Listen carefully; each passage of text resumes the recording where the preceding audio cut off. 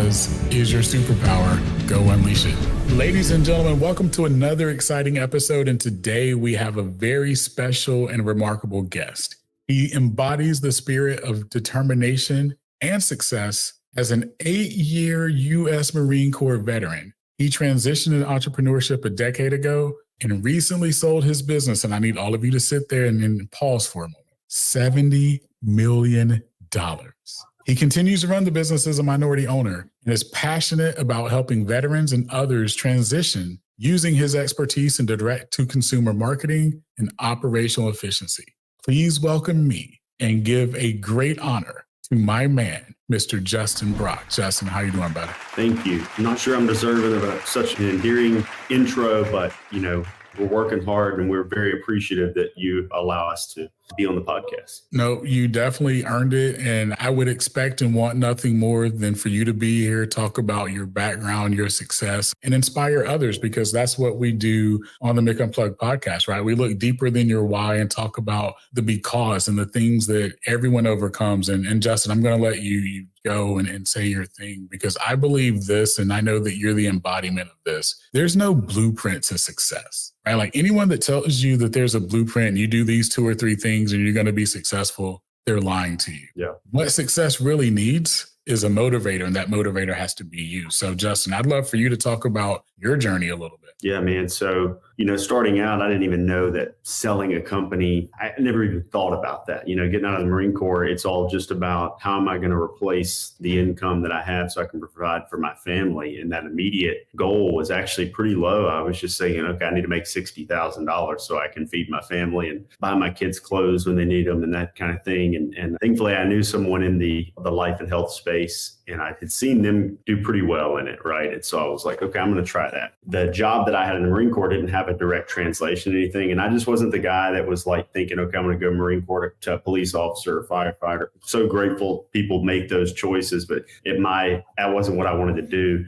I tackled the life and health space. And for the first time ever, what I realized was the harder I work and the more that I prospect, the more money I make. And so it became this kind of almost like a little reward addiction where you'd go out and just sell and make money. And so I got actually pretty good at it, individual sales. I was going door to door, direct mail leads, old school way. And I got pretty good at it. I was able to get in the house, and I was 26. So I had a lot of energy for it. And I started winning some incentive trips. And then I'd get around other people that were top producers. But then while I was there, I'd make friends with guys that were not just top producers, but top agency owners. And then it dawned on me, okay, these guys have other people working for them and they're doing the marketing and the operation, and then have these guys doing the production. And I said, okay, got to build towards that, and then I would learn a marketing, niche from them. But all the while, this kind of like success ladder, I feel like is like really just attacking the opportunity that's 6 feet in front of you. It was never like there was this grand plan. There still isn't. Right now, I'm trying to continue to grow that company, grow the personal brand. But really, the vision is just help more people, and money becomes kind of a scorekeeping metric at some point. It's not necessarily like, okay, I see people write comments on these things, like talking to people like, oh, if he's really successful, not just me, but like all kinds of people, if he's really had that much money, he'd be on a beach somewhere. But they don't get it, that the people that find that success, it doesn't matter how much money they make, they're going to want to continue to do it. And that's why you see billionaires like Mark Cuban and Richard Branson and all these guys that still have these passions, and they still spend their time trying to solve problems and do things, because, that's just the way it is. But I think we're all just trying to solve that next problem. And then you see what's possible at that level. And then you solve that problem and you get to that, you know what I mean? Like you're just kind of clawing. And then there are times when I didn't have friends that exited, and I saw, how they were able to value that business. Mm-hmm. And I was like, wow, okay. I didn't realize what I was building could be so valuable. It did give me that another target, but I was 5-6 years in really before that even kind of came into focus as a possibility, So I think people need that, and that's important. When people say what's your why and what's your, like you said, I love that, not just looking for your why, but your because. I think sometimes people are so focused, they hear that. What's your why? And so they create a why, but the why almost for me was just, why not? Like, why not grow to the next level? What am I going to do? The process is fun. I remember going on vacations as a kid, and we would go with the church to like Gatlinburg or Pigeon Forge, Tennessee, and they'd put us all on a bus, traveling together. And I remember my dad complaining about it. As a kid, I thought, this is fun. And he would say, well, the journey is half the fun, Right. But as you're building businesses, that's true. You find a lot of passion in watching your business grow and the people within your business succeed. And I think that's really important because, I would say the number one gratifying thing that I've seen in growing a business is watching other people succeed because of something you created. And when you do that and you really feel that way too, it becomes easy to hire and recruit and build a team because people feel that, compassion that you have for it.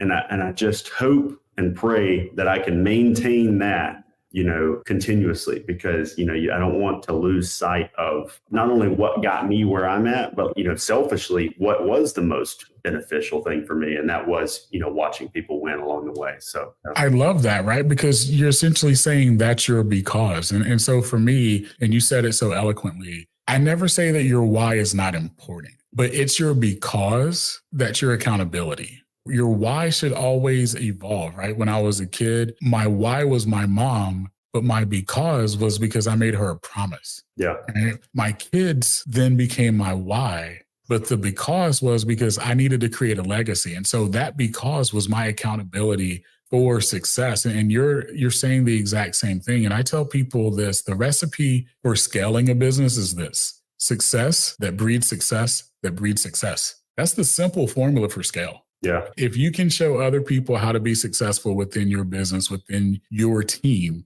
and then they show other people how to do it, that's how you scale. Like all the other stuff, I'm not saying it's irrelevant, but it's a minute factor in scaling.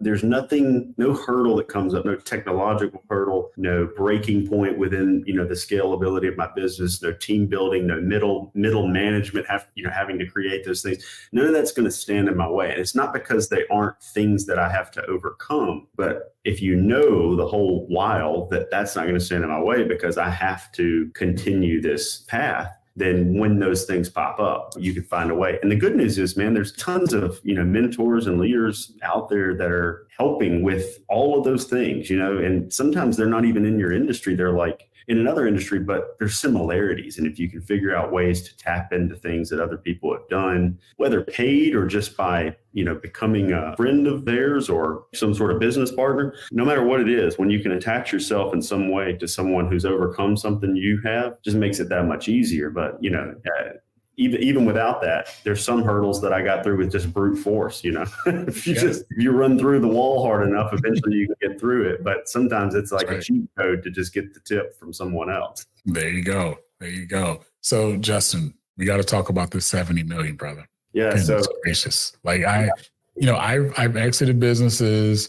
70 million is a big number. Yeah. Even when I started thinking about selling, wasn't really thinking about that number. First friend that I had that sold actually was a pretty big one. He sold for around 50 million. And what I learned from that one is it was a volume business. We had to help a lot of people. There's no way, you could help a handful of people. Each one of our customers is worth, a smaller amount of money. If I called it a $1,500 to $2,000 lifetime value of a customer, then to get to that number, obviously, you're going to have a large operation. And so we took a few different approaches. And, if I was doing it all over again and the goal was just to get to 70 million, I think I could shave off a little bit of energy that I spent on things that were maybe more expensive and time consuming. And I guess that's all of us, right? Hindsight's 2020. But getting there really was the number one thing for us was creating we call it a controlled distribution center, where we had, employee agents and employee service team where we could really control the outcome. So we actually have several thousand agents that are contracted with us around the country that we make overrides on, right? Like we're the FMO or the middleman or whatever people want to call it.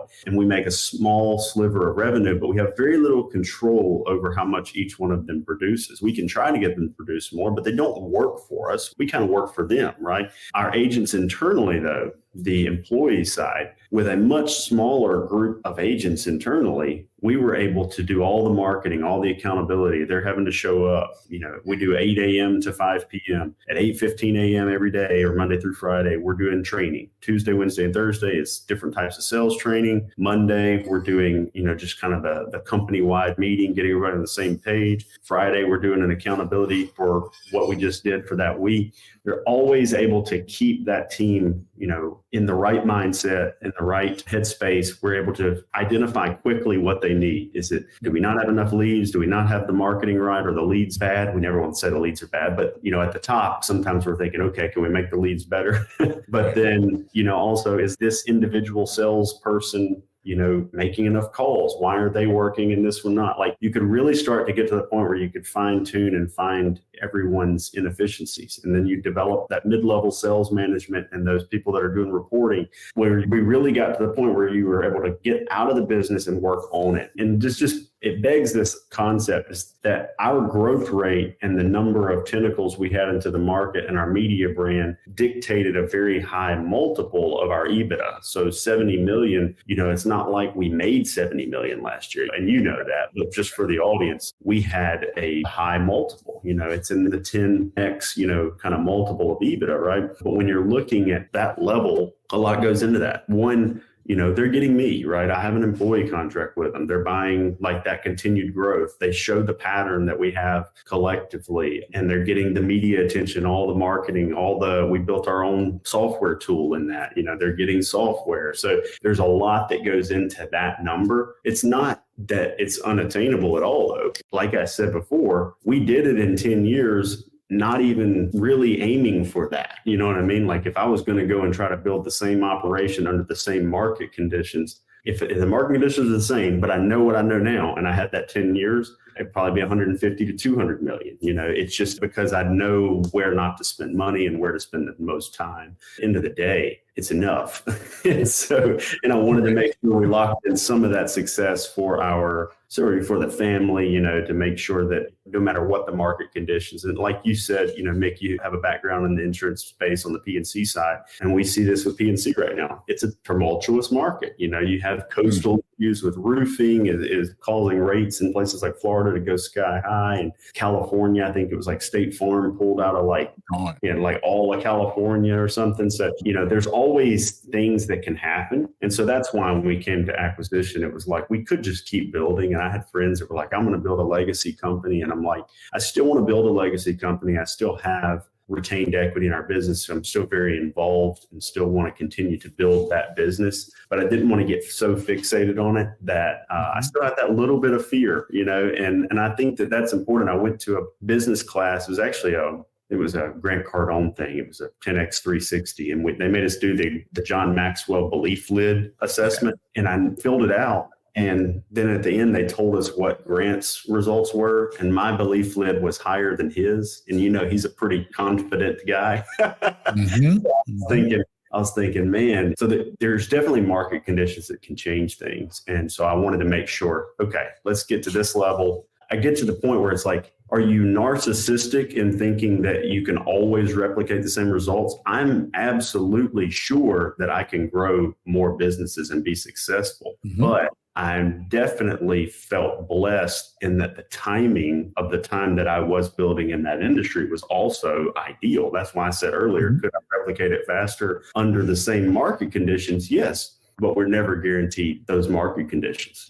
We happen to be in a right industry at the right time. COVID really positively, unfortunately for, so many people, I hate to ever say that COVID positively impacted anything, but our industry, technically, it kind of positively impacted it. So it kind of amplified our success. That month we were down in COVID, I had that full month, we had to close the office. I went home. I actually used it as a stepping stone to create a bunch of online curriculum that we were able to leverage and go back now. And I tell people, I'm like, man, you were at home all that time. Like, if you could have just taken that 30 days, 30, 60, 90, depending on where someone was, and really leverage that time, man, that was the time to like set yourself up. And we did. And it was one of those launching points. But there's always these different like trampolines where you'll have a honey hole of leads that'll come up. And now one thing I know is when one of those honey holes emerges, I'm going to spend money faster. I'm going to spend more I'm going to have more intention in, leveraging it because it's not necessarily going to be there forever. Yeah, there's all kinds of lessons in business, but it's fun, to grow. And if you're having fun with it and you're enjoying it, and then, timing the market perfect. Well, man, like if you get 20 million, 30 million, 40 million, 100 million, there are differences, but there's not all that many differences. I mean, if you got 5 million liquid somewhere, you could make $250,000 to $500,000 in interest off of it for the rest of your life. So like, what are we even talking about? It's all like fake money at some level. So yeah, I'm glad we got the $70 million valuation, but I fully intend to do my very best to make the remaining 49% worth 100 to 200 million in the next 5 years. So I love it, man. I love it. I want to unpack something that you said earlier, and it's a mantra that I have. You got to be able to work as a CEO. You got to be able to work on the business and less in the business. And I personally feel where most green or newer entrepreneurs, or maybe you're years in, but you're not growing at the rate that you want to grow, is because you're not wearing your CEO hat the majority of the time, right? Mm-hmm. Like we know you're going to wear multiple hats. I totally get that. But, one of my mentors is Damon John, and he says all the time, you have to know your business in order to grow your business. And I feel like a lot of younger CEOs or again, CEOs that have been stale, they don't know their business enough, meaning they don't know their numbers. They don't know their true KPIs. They can't tell you their sales cycle time. They can't tell you their per employee ROI. They can't tell you the output of certain things. They can't tell you the cost of goods, right? So it doesn't matter the industry. I love that you said you've got to focus on working on the business as a leader, because again, you're never going to grow or get to the margins or numbers that you truly can when you spend half of your time trying to be the head of marketing. And I know it's 2024, right? And a lot of entrepreneurs think, oh, I've got to do all these social platforms and this and that. But then you spend so much time doing one post that the rest of your business is going to crap. And so I'd love for you to elaborate a little bit on that, on techniques to work on your business, because I feel like that's the biggest failure that most CEOs have. Yeah. So, I started off selling, and honestly, and through the end of 2019, I was still the top individual salesperson within my business, even though I had multiple salespeople, but I was working, I hate to quantify it. I would say it's somewhere in the 70 to 80 hours a week. It was all kind of a means to an end concept that I would tell my wife all the time. I'm working until 7 or 8 at night because I'm trying to get ahead. And then eventually, I started telling myself like, okay, I have to do something, or I'm just lying to her and I'm just going to keep working to the bone, right? Because you can dig yourself into a big hole where you have to work that much. And then to dig yourself out, you kind of got to get a little deeper, right? And so January 2020, I told myself, it was me and I had one other agent who was technically inclined. And I said, me and you, January 2020, we're not selling anymore, which our busy season is in the last quarter. And so January is like kind of a good time for us to try to a good reset, mix it out. So we said, we're not going to sell any insurance anymore. We're going to completely work on it. So it was a cold turkey thing. And fast forward, and it's amazing, like to think the times that we would have people tell us that we were like, wow, you guys are doing so much and you're so much more sophisticated than our business. And now thinking back, like in 2020, I feel like our business is like a dinosaur, but we were able to really start compounding that. And then I started hiring. Some of the first people I hired were content because we were doing some content creation. That's where our brokerage side, where our recruiting started coming in. I hired a videographer who was like videographer, social media, all that. I hired a graphic designer, which is so funny. He's now my chief operating officer. So he started off as a graphic designer, but he just had a high attention to detail rate. I ended up hiring several more of the creative space over time, but I would just kind of hire and place around. And then I would take internal agents and administrative employees and then shuffle them based on what they showcased as skill.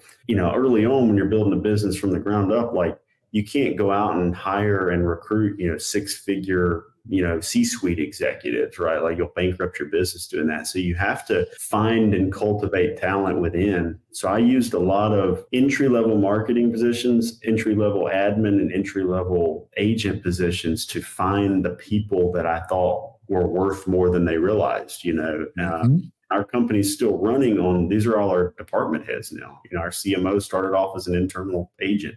Our COO started off as a graphic designer. And then, even like my director of contracting, my director of commissions right now, they started off both working the phone at the front desk. There's good people out there that nobody's ever taken a chance on. And there's smart and intelligent people. I see a lot of people say people don't want to work these days. And I think that they do. I think that they just want to find somebody who sees them for who they are and helps them, tap into something they haven't been able to tap into elsewhere. Yeah. And feel appreciated and feel like what they're doing is part of something bigger than themselves. And so we tapped into that. And now we're getting to the point where I kind of come into the business and I try to keep temperature checks on things, and I get reports and stuff, but like I try my best not to influence anything anymore because I want them to influence it. Mm-hmm. And I still have moments where I feel like they're off course on something and I'm trying to like hone it back. But my goal is to get completely out of it. It's actually next week I travel a lot now. Like I was telling you earlier, Mick, just did the game one of the finals in Boston. So I'm in this business center right now. But next week, I'm taking my family on a week-long vacation. And my goal is to turn the phone off the entire time and get on the laptop 15 minutes a day for kind of like a synchronization day, a point in the day. And I have a friend that did this who also sold his business. By the way, super important thing for people. Whatever level you're at, get around other people at that level in some way. It doesn't mean you have to be around them physically, but you need to be talking to them. And so people that have sold their business, you got to get around other people that have sold their business because it's not like all our problems go away. Like a lot of times we're having, a little bit of psychological like effect of like, okay, is this liquidation event going to like kill my motivation? Or it can be a little weird. So like to be around other people that are going through it or have been through it is impactful. But if you haven't sold your business, if you're just in that building phase, find other people that are doing something similar and have them as allies.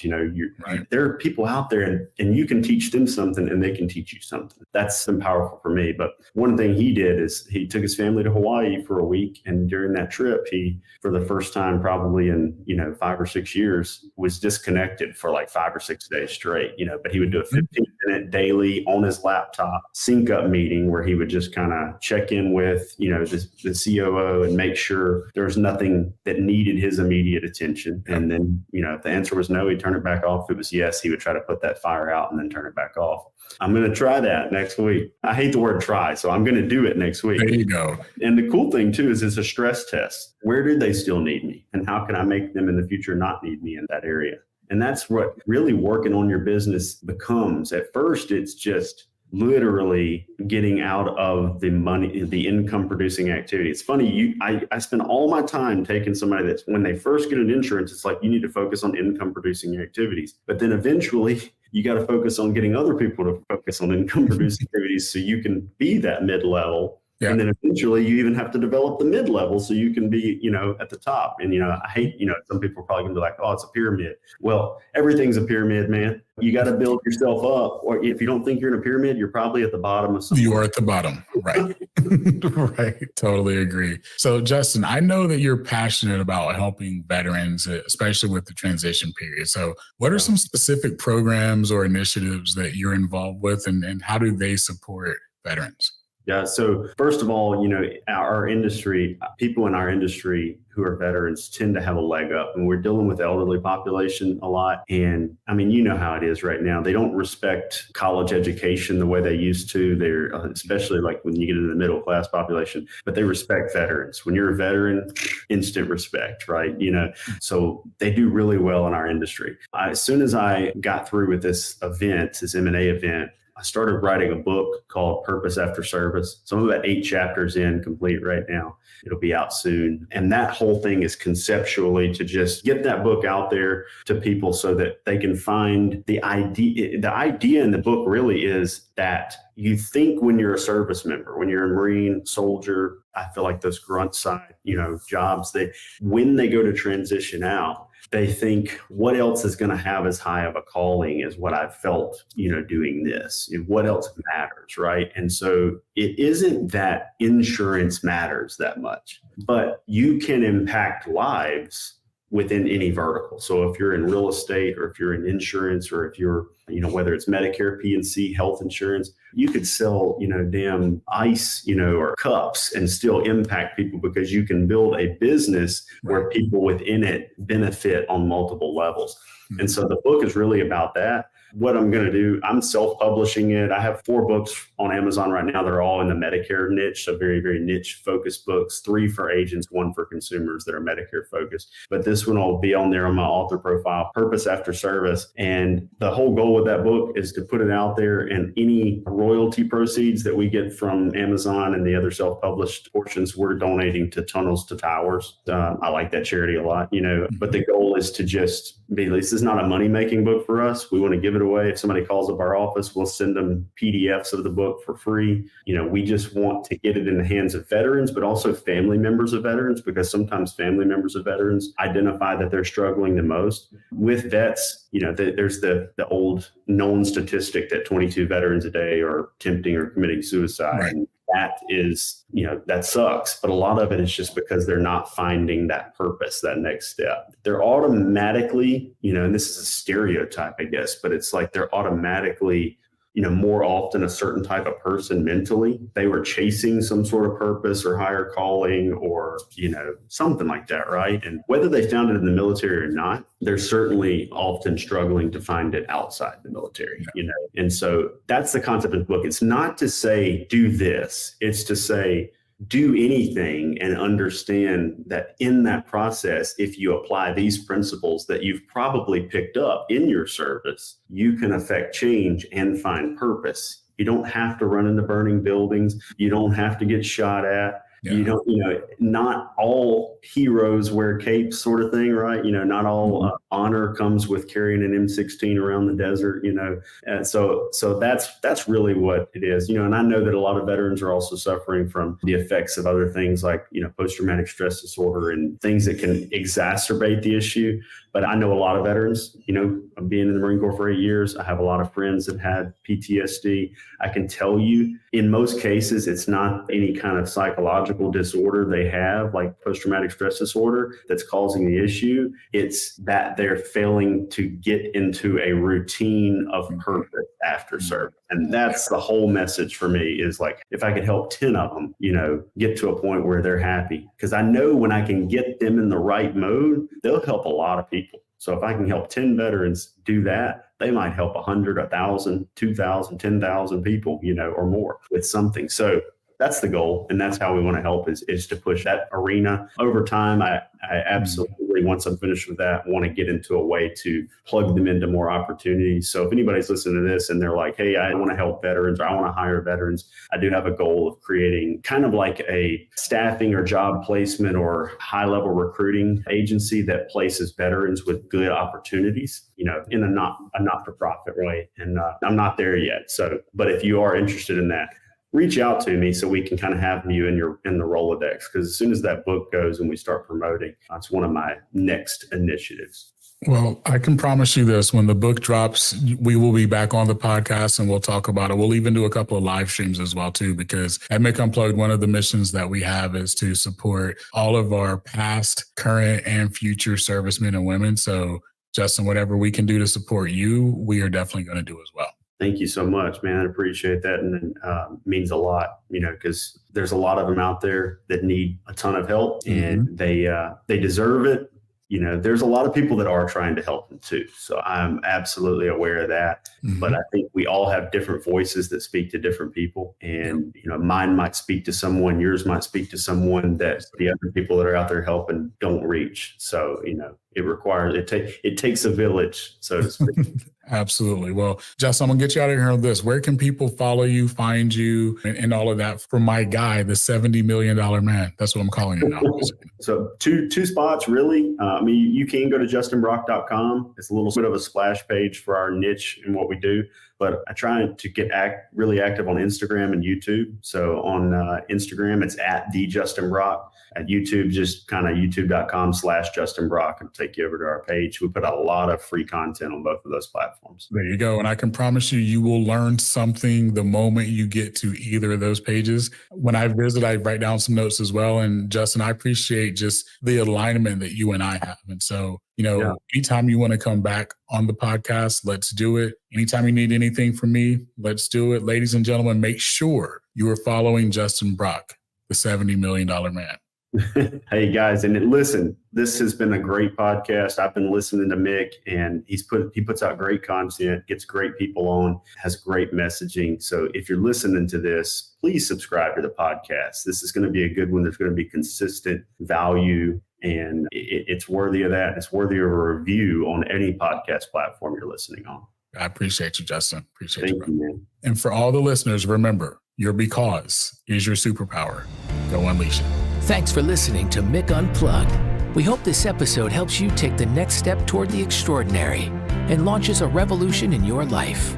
Don't forget to rate and review the podcast, and be sure to check us out on YouTube at Mick Unplugged.